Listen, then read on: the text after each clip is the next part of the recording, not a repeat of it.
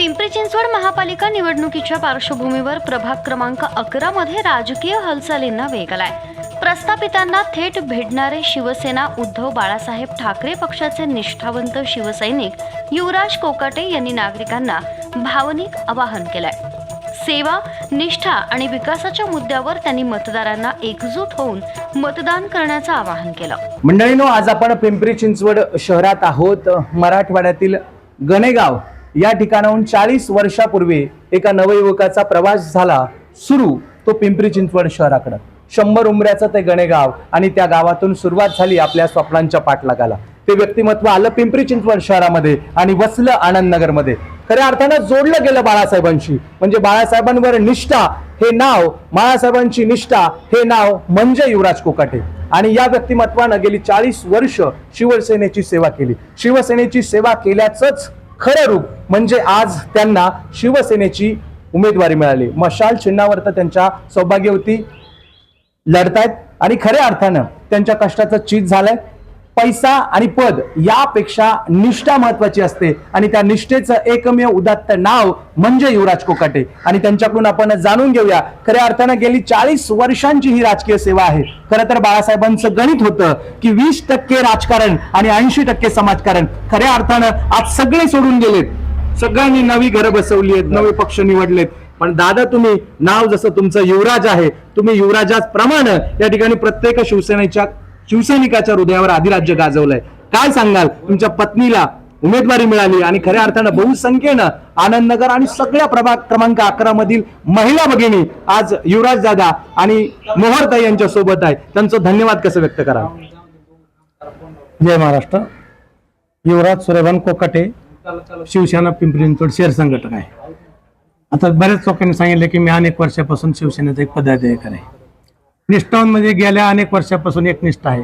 आम्हाला कितीच आमिष आल्या, लालच दाखवलं, पण आम्ही एकनिष्ठ शिवसेनेचे राहिलं। त्याचं आम्हाला फळ म्हणजे शिवसेना उद्धव बाळासाहेब ठाकरेची उमेदवारी दिली।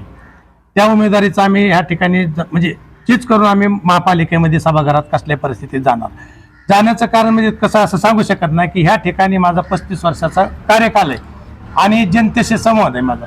सुखादुखात त्यांच्या नड्याअडचणीला, दवाखाना, लग्न, मयत एक जवळ साखरपुड्यापासून मी त्यांच्या मागे आहे।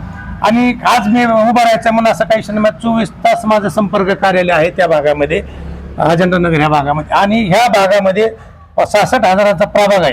या 66,000 प्रभागामध्ये जवळजवळ 65,000 लोक, आपलं 60,000 लोक हा मतदारसंघ आहे बाहेरचा।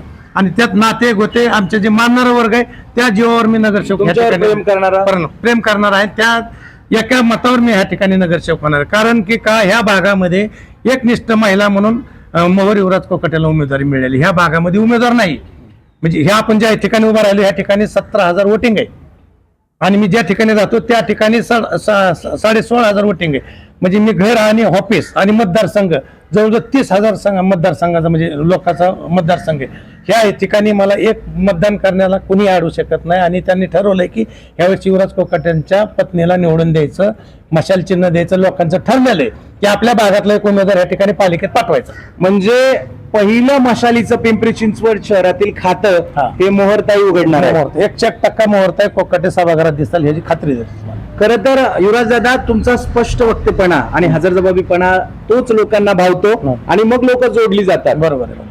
या माध्यमातून तुम्ही लोकांना काय आव्हान कराल की आता जबाबदारी तुमच्यावरती आहे? मी उमेदवार दिलाय, म्हणजे तुम्ही उमेदवार दिलाय, आता जबाबदारी तुमची आहे निवडून आणण्याची।